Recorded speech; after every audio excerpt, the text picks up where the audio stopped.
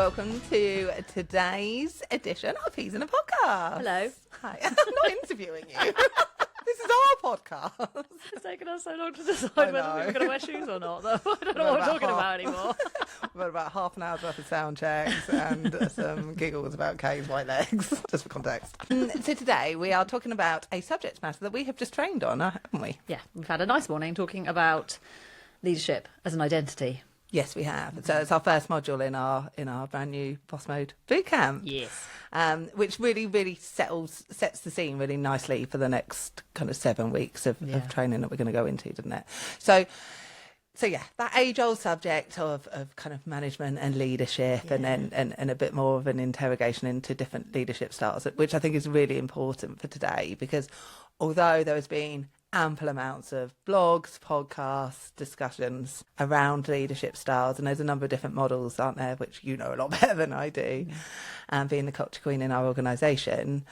I think there are some really misunderstood elements of leadership styles by managers and business owners and business leaders that mean that affect their ability to lead effectively a team of people. Yeah. And I think it's the traditional management training, which is why it felt really appropriate to call Boss Mode Bootcamp as well. Because although people say boss mode, isn't the age of the boss dead? Actually, for us, we've always talked about leadership as being an identity. Yeah. And to feel like a boss for us isn't about ego. It's not about being controlling. It's not about that kind of old-fashioned version of what that word, definition of what that word means. Command and control. Yeah, command, control. It's about feeling confident to deploy the right skills in the right situation, and understanding that who you are as a manager and a leader is okay as you are, but that there are other styles out there. And to understand those styles is to just give you more tools in your toolbox to be able to flex in any given situation. And I think one of the things that we spoke about, which was really useful for people this morning, is this idea that you don't necessarily have to fit in one box. Well, you can't. I don't think you can. No. I don't think you can be an effective leader and not be able to switch up between the different modes, styles, whatever you want to call them, that you need to adopt given the situation that you're being presented with. In fact, I get personally frustrated when somebody really confidently tells me that they have a coaching leadership style or a democratic leadership style, and you can hear the terminology and you can tell they've had the training, but that style has then become their identity. And what I feel like they've lost sight of is the fact that, yes, you're always going to teach that people have preferential styles that sit comfortably with them in terms of their comfort zone and what they navigate to naturally. But the best leaders understand that you have to be able to switch between all those different styles to be able to deal with a situation or a problem or an issue in a team effectively. Otherwise you're doing that person that's involved in that process a disservice, and it won't be effective in terms of resolution. 100%. And I think that's the reason I stick with Goleman, because when I talk about leadership styles, there are so many models that exist, and there's nothing wrong with any of them. They're all helpful. It brings self-awareness to where you traditionally sort of place yourself in terms of the leadership context. But what I like about the Goleman model, the emotional leadership styles, and we can run through them in a minute, is that there are 6 different styles, and rather than saying which one are you, it says all these are valid. All these are necessary, and it is entirely possible, although you'll have a preference, you might even have a secondary, you may have a least favourite, but it is entirely possible to develop the skills and tools and knowledge to flex between all 6, even in one day, if you needed to. And it's being able to recognise the moment that you need to switch from your really comfy pair of slippers, management or leadership style, to one that maybe is a little bit less comfortable and you wouldn't lean into naturally, but you know how to do nevertheless, and you know it's the right thing to do for that context, for that situation, for that individual or for that team. Okay, so go through them. For the people that haven't heard of Goleman's before. Yeah. Talk us through them. Okay, so we have the first one, which is the commanding leadership style. So an expression that you might hear from commanding is do as I say. And that is really, really good when people need organising, when we've got a high pressure situation, when we need to execute on stuff really, really quickly. The kind of corporate, high-paced sales style environment, for I guess example. the traditional boss, the traditional command and control, it's not that, yes, it's fallen out of fashion a little bit, I think I would say, in terms of sort of social media and leadership gurus. They talk about management, I said this morning, as though it's like a dirty word. But actually, there's a real place for command and control, because without it, if we don't have any control as managers, then things start to go awry really quickly. So we have the commanding. We have the affiliative, which is we're all in this together and I care about you and it's all about your well-being. That can be really useful when you're in periods of change, when something difficult has happened in the organisation, following a period of redundancies, maybe, where you need people to feel considered, where you need them to feel heard, and ultimately the message is we care about you. I don't think that's following a period of redundancy. I think that's following any consultation process where where there needs to be a meaningfulness to those communications, those conversations, and people need to feel that their voices and their views and their thoughts have been heard and have influenced the overall decision making of the process. Yeah, you're absolutely right. Anything where people need to be considered and their well-being is paramount. Yeah. So we then have democratic, which is, what do you think? Management by committee. Management by committee. If it's overused, yeah, exactly. You can find yourself in a management by committee. So if you want to build participation, if you want to create buy-in, if you want people to exchange ideas and to feel heard, then again, there's a really important place for democratic leadership style. So are democratic and affiliate similar? I guess similar traits, as in you care about people and you care about what they think. So yeah, you can often find people that say, actually, I think I'm a bit of both, because I want to understand people's views because I care what they think and it's important that they get their views heard. But they are two separate styles. So one is very much people focused and one is very much about buy-in focused and democracy. And I guess the affiliative style, sorry, hard word. is can be slightly problematic, I guess, when overused or used in the wrong context, because, and we've seen this before, right? When a manager, it becomes apparent that a manager is more aligned to their team and those teams' needs. And absolutely, there is always a role to play for a team, a manager, a line manager, to advocate on behalf of the needs of their people. Of but when it gets taken too far is when they are aligning themselves to their team of people, as opposed to the management team that had to make the difficult decision in the first place, but that perhaps the team are pushing back on.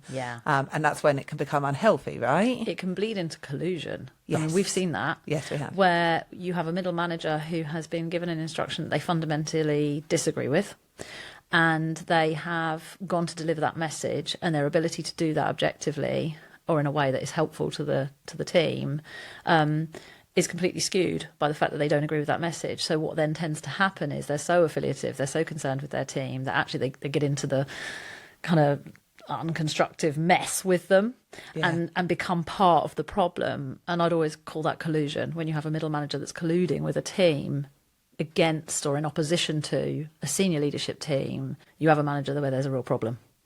And that's difficult. We see that quite a lot, right? Because there's a difference, and we talked about this morning at quite length, actually. There's a nice debate around it, around when a business or an organisation has to make a difficult decision strategically, and the ability of the team, when they are communicated that decision, to be able to separate the thought process of, I disagree with this and I understand it. They're two different things. Yeah. Because sometimes in certain scenarios, somebody who isn't going to benefit personally or maybe disadvantaged personally from a decision that a business needs to make is going to have an emotional reaction to that. Yeah. And they're allowed to disagree with it. And their leaders are allowed to acknowledge that it's not going to benefit them. That doesn't necessarily change the rationale or the validity of the decision that had to be made. And in that situation, having an affiliative style by the line manager that's communicating it becomes problematic because they're not necessarily able in that situation to be able to convince or influence the understanding of the team member that it doesn't matter whether they agree with it or not. as long as they understand it and they've had that rationale explained, Yeah. that is where the line then gets drawn. Yeah, exactly. And they could switch styles there and then, because affiliative has its place. What we're talking about is when it becomes overused, and all 6 styles can be overused and can therefore cause you a dysfunction or a problem as a result of its misuse or overuse. So the affiliative bit could be, guys, this sucks. Can't polish this turd. And on a personal level, I'm going to understand why you don't like it. And That's really human, right? that's really human. That's really affiliative. That's really, we're all in this together. And yet, and then we can switch to commanding. I'm going to need you to take it on board, go and read the thing, go and follow the mandate, go and do the instruction, execute on what I'm asking you to do. Yeah. And so you're switching there in the moment. You're showing that you can be both affiliative and empathise with commanding, which is Commanding right now, understanding. this is what I am. I'm going to ask this from you, and I'm going to need this from you. So when I said you could switch through all 6 in a day, I mean, it'd be a hell of a day, but Or even in one conversation. yeah, sometimes. maybe.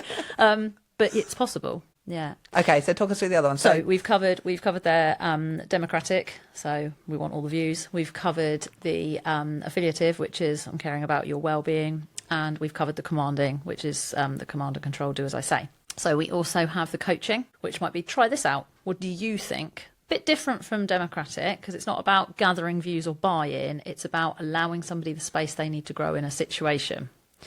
So coaching is a really helpful tool. It's probably one of the most trained on subject areas for managers. We know the value of a manager that can coach effectively.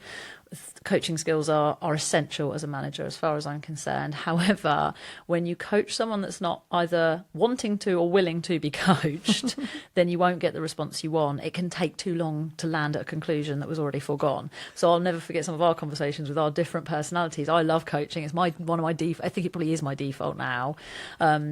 Definitely up there. And you would say to me when we're having a conversation, okay, don't ask me what I think. I could spend the next 10 minutes arriving at the conclusion that you already know. Yeah. So can you just tell me? And I have to go, oh, she needs me to be commanding. Okay, well, we're going to run it like this. Yeah. Where I'm like, oh, that's uncomfortable because I actually wanted her to get there. But it's not always about you. It's about what the other person needs from you, and that ability to self-advocate in that moment is also really important as in an employee position to be able to say, no, I don't need that version of you right now. I need to just, can we get to the solution quick? I need the command. I need you to just tell me what to do here. Tell me what you need me to do. So that's our coaching style. Yeah. And I mean, it's not always the one I utilise the most, but it's the one that I do default to when I'm having to have quite an accountable conversation with maybe somebody that's underperforming, because it's a way of getting somebody to draw their own conclusions, right? And for me, the one thing that I've always understood is integral to a coaching style is the ability to ask questions instead of make statements. Yeah. And in doing so, you are encouraging, if not forcing, somebody to reach their own conclusion or reach their own solution. Yeah. Which is why I use it quite a lot with my parenting technique with my children. Yeah. Because it's got to be effective, right, in terms of teaching that person the most. When somebody arrives at their own conclusion, or comes to their own, they create their own solution to something, that self-sufficiency then drives initiative, which then drives engagement, and then drives productivity, and all that golden thread that you talk about. Yeah, and I think we could probably have a whole separate conversation, and we should, about coaching skills in all these different applications, because the type of coaching you do is different. But fundamentally, when somebody asks me, well, what is coaching in the HR space in this field, it is about increasing choice and asking the right questions, or asking the right questions to increase choice, because we know that people are far more likely to get to the conclusion you want them to and really buy into it when they think it was their idea. Yeah. It's a bit like, when you plant the seeds in your husband's head to do something. He's like, I've got a great idea. And you're like, absolutely brilliant. But actually, you knew what you wanted all along. Definitely didn't suggest that 3 weeks ago. I feel like we should edit that out in case either of them are listening. But yeah, I think that's a really good conversation in there around actually coaching can apply in even the really difficult conversations that you have as part of the compliance work that we do here, because it's easy for me to say, yeah, I like coaching questions. I do coaching. I'm doing development. I'm doing, performance improvement, motivation, but actually using coaching when it's a You're trying to create difficult accountability. conversation and you're creating accountability, and it might even be an informal consent situation. I've seen you use that in that way, and it's really powerful. Yeah. So coaching, if overused, can delay the inevitable. It can take up time, and if you've got an unwilling person, it can actually feel really icky. If you're coaching somebody that inherently does not want to be coached, and you don't have that kind of participation buy-in up front, then it can feel icky and drawn out and unpleasant. And I guess in certain situations that can be a bit of a red flag as well, right? So in any role that requires a degree of innovation, of self-sufficiency, of autonomy, creativity, if you're, I don't know, a cashier in a supermarket or something, and everything's quite routine and systems and process led, there's less need and ability for those skills. Yeah. But if you need an employee to be able to demonstrate their skills to be good at what they do, not willing to be coached is probably one of those early warning signs that actually you're probably not going to get that degree of innovation and creativity out of them, that what you need from them in the role. And you're right, the need varies hugely. My argument, and it would be coming from retail originally, is that I probably didn't even know I was doing it at the time, but my best employees back in the old accessorised days were the ones that I could say, next time you have a customer and they ask you this, that or the other, rather than standing behind the till talking to your bezzer, what could you do differently? I would still want to be able to coach someone. We work with a whole range of different clients. We've got manufacturing clients, we've got waste management clients, we've got, we've had operatives on factory lines, production lines. And I think there's probably still an element when it comes to great employees that whatever you're doing, you can take feedback, you can take ownership, you can understand the requirement to do better, and you can take that in the constructive, hopefully, intent of the constructive intent that it was dealt to you in, and do something with it. So I think coachability from an employee position is one of the most important skills, to be able to be coached. We tell our kids all the time, being able to be coached, whether it's in their sports, whether it's in their education, whether it's in their first jobs, their apprentices, it's everything. It's a massive marker of whether they're going to be able to be successful or not. Yeah. So, but you're absolutely right. There are certain industries where it is even more important because of that creativity and that's a really interesting way of saying it. It's the coaching and it's the coachee skill sets. Yeah, there's two skill sets required. Yeah, absolutely. So that's coaching. I think we should have a whole new conversation on that. And then we have, where do we get to? We have visionary. Love this one. Big picture thinker. So yes, this is like, oh God, Kate's not a finisher. I am a visionary. I can see the meaning and impact we could have. I can see all the possibilities. I'm going to paint you a beautiful picture. Come with me. Let's all get on board and run towards it at speed. This is a really important style for a senior leader to have, I would say. And what was really interesting this morning is we plotted out kind of where your most comfortable style was, and maybe a secondary, and then we looked at the least. And a number of the middle managers in the room, and we have the blend of SLT and middle management, said, well, I don't really identify as visionary. And we asked the question, is that okay? And actually, my perspective is it is. Because if we have a bunch of middle managers that all class themselves as visionaries, then we've got a whole lot of people casting a whole lot of vision, and are we actually getting anywhere or doing anything? So it's okay to entrust the vision to your senior leadership team, to your chief executive, to your board of trustees, to your founder, to your small business owner, whatever it is. As long as someone has vision somewhere, it's actually okay to teach people to lead by being the person that follows the visionary and go, okay, I trust the visionary. I'm going to follow them and role model to you, people who directly report to me in the middle, how important it is to follow a visionary. And actually there's really real value in that. I agree. Because for a company to scale, like, there has to be that bigger picture. There has to be, how are we making this world a bigger place, a better place? Sorry, and that gives people something to hold on to and to aspire towards, right? So it doesn't really matter what role they play within the organisation. It creates something aspirational for people to work towards from the position they're in. So you do need a vision, and that needs to come from somebody that is inherently visionary. Yeah. I always find, and this is probably similar with you and I, that it becomes problematic, like you said, if you've got too many visionaries in a company, when there's no doers, when there's no people that actually will take a vision and execute on or it. integrate, as they call the visionary and the integrator, both important roles. Yeah. So you're pulling it from the blue sky thinking into, right, okay, how is this actually a project? What are the milestones? What are the key achievements? How will we know we're done? Yeah. What's the time frames? Why do you need to finish anything? That's what I would say. I mean, what's the fun in finishing? You can just start 18 things. But in all, as we know, where it's overused. the problem with starting 100 different things and not actually finishing them is you inherently destabilise your team, right? Your workforce. Yeah. They're going in a million different directions all at one time, trying to keep up with what the vision is for the business and how they're trying to work out how they're supposed to contribute towards that. Yeah. But there's nothing concrete. There's no project plan. There's nothing operational. There's no targets. Like I said, there's no milestones. There's nothing to work towards. And I feel like we became our own case study for that last year and managed to share that very generously when we decided to do a number of things, which we're not going to share here because they're exciting. And they are actually coming to fruition because they were all thought of within the same 3-month period. Yeah. The vision of what the business could look like 2 years from now was so exciting that we almost wanted to start everything all at once because there wasn't that, we need to order it, structure it. And what was really interesting, maybe we should do a whole episode on this as well. What was really interesting is we were in a situation on Friday, week before last, where we could easily have done that again. And we looked at each other and went, this is for a year from now. Yes. So we still got to have the vision. We still knew it was right, but we're still finishing on it. Still recognise we've still got 3 massive projects we haven't quite finished yet. Destabilisation, can't say the word, and burnout, I think, probably realistically, and is something that comes from that overuse. It's exhausting for the team, right?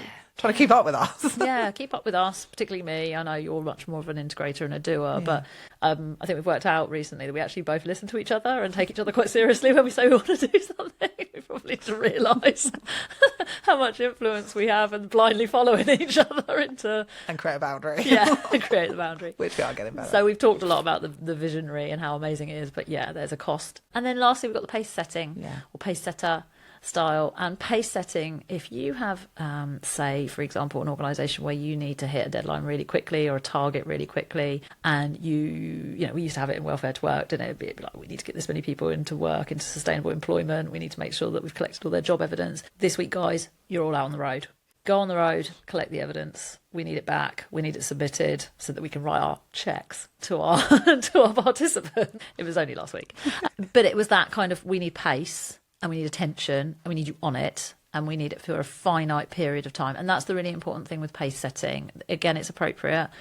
We call it sprint probably now more so than anything else. We need a sprint to get to where we want to go. We've got a deadline. We've got something that needs submitting. We've got something that needs to be hit. We've got a target, whatever it might be. And we are going to keep pace to be able to get across that finish line. It has to be finite. And would you say that leaders that prefer the pace setting kind of style are inherently quite process driven? And I'll explain why I say that. So people that pace set inherently, they have that project management almost mentality, right? They've got those milestones. They know when they need to be achieved by. They track and monitor the progression towards those milestones and those targets. Or you have a situation where, I don't know, a redundancy process. Yeah. And actually the pace is dictated, and the pace and the timeframes are dictated by the legal obligations on the employer. Yeah.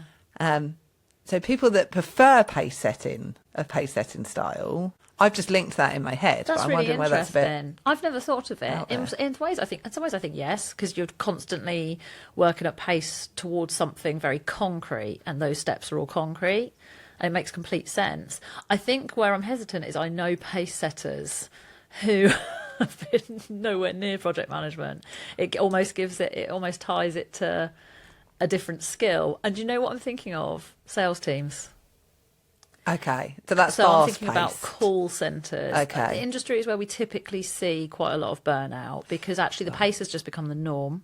So I remember we worked with a client a couple of years ago where there was an expectation for so many calls to be made to so many people to sell, and we got called in because they were pretty broken and there was a retention issue. And what we realised through a series of early conversations was that the pace setting wasn't being used as a sprint. It's like anything. It's like sport, right? If you were going to run 100 metres, there's a reason it's not. We don't run. We run the rate that 100. Not we. I don't. But the rate that an athlete runs 100 metres is not sustainable for a marathon for a reason, and it's exactly the same. So I think that yes, I'm sure there's some correlation, but I've also known it be really toxic, where I would never assume they'd had the skill of project management, because perhaps if they had that skill, and I might be really, really harsh here, but they would have probably come to the conclusion already that by hammering a team to sell, actually they were always going to burn out.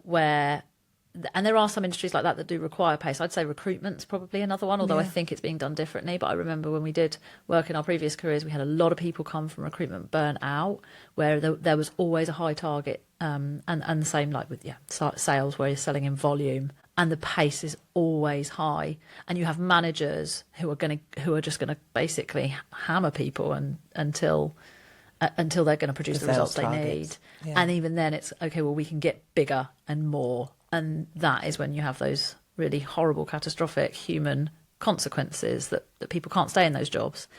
So, but then equally, I don't want to create an impression that pace setting's the baddie, because none of these are. And actually, if you've got an organisation that has a different pace and they need to up it for 6 weeks, for 2 months on a project basis, like you're describing, it's really valuable to be like, right, guys, this is what we've got. We've got 2 months, dig deep. This is what we're doing. These are the milestones. So, yeah, it's interesting. Yeah, that's probably a much more healthier way of when that style could get adopted. Yeah, when it works versus when it doesn't. Yeah, makes total sense. Yeah. So our learning from this, right? Yeah. Because I remember being in interviews in my 20s where I was asked what my preferred leadership style was. Yeah. And I understand why that question perhaps still gets asked. Yeah. But I think for me, there needs to be some learning around the fact that whatever your preferred style is, you don't just get to adopt it as a leader, right? Mm. There is a number of different modes and mentalities that an effective leader needs to be able to deploy and switch between at any given time, given the circumstances, and that they need to be effective at all of them, right? Yeah, I think they need that. There will be a natural lean, and we're always going to be more proficient, I guess, at things we enjoy. Because we tend to just want to put more effort into them, because that's where we're motivated. So, there will be natural aligns to lean. People's personalities as well. It aligns to personality. It aligns to motivation. Yeah, absolutely.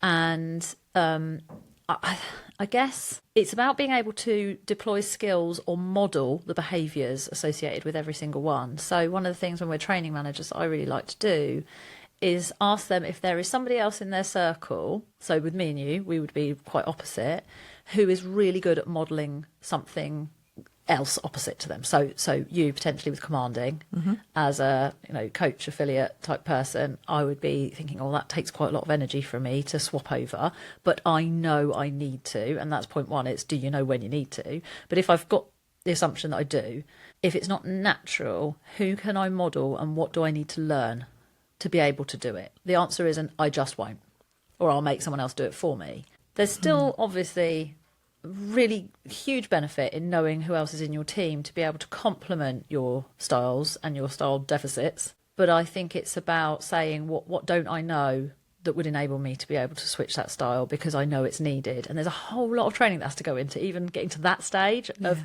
one, being conscious of it and knowing that you needed to switch.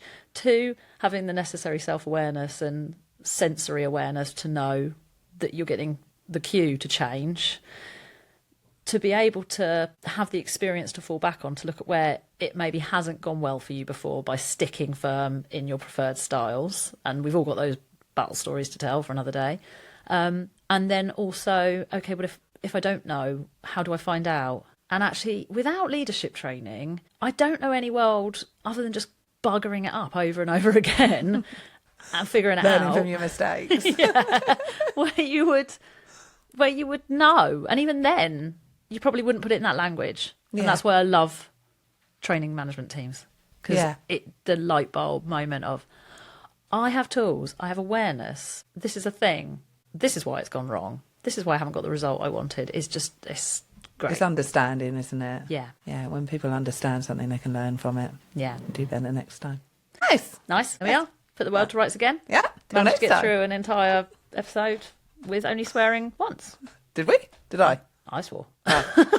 Whole 25 minutes and I didn't swear once. Never happens. Well, we'll see you next time then. Bye.